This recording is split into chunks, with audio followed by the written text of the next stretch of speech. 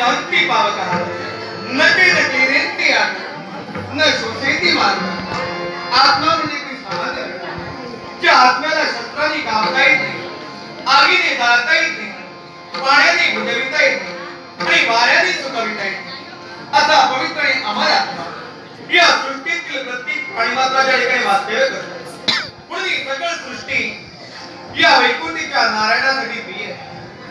पण ज्याने एक निष्ठा दिली, मन भावनेनं आणि श्रद्धेनं आमची भक्ती केली, आमची सेवा केली, त्यांच्या संरक्षणाने हा देवीचा सदैव तत्पर आहे.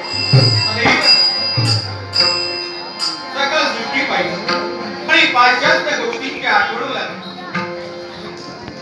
प्रलय कलिका विराटात आपल्या तुषाच्या तीन टोकावर या पृथ्वीचं संरक्षण केलं. त्या शंभो शंकराच्या मादारी माईपासून या महाविष्णूचा जन्म झाला. प्रतिदिनी सहस्त्र कमाने जी आम्ही त्यांची भक्ती केली, त्या आमच्या भक्तीवर बोलवून या विश्वासाचा अधिकार भोलेनाथाने आमच्या माती सोडली आणि या विश्वाची निर्मिती करण्यापूर्वी नैमित्तिक प्रलय काळाच्या ठिकाणी आम्ही आमच्या शिष्यावर गाळ दिवरा घेत असतात. आमच्या नाभीतून दिव्य कमळ निर्माण झाला, त्यातूनच वेद वेदांताचे पारायण म्हणजे ब्रह्मदेवांचा जन्म झाला.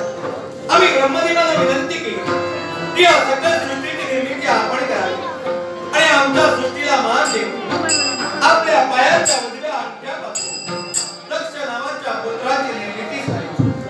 आपल्या पायाच्या डाव्या अंगठ्यापासून प्रसूता नावाच्या त्यांच्या पत्नीची निर्मिती झाली आणि स्वयंभू मनुष्य ही सकल सृष्टी निर्माण.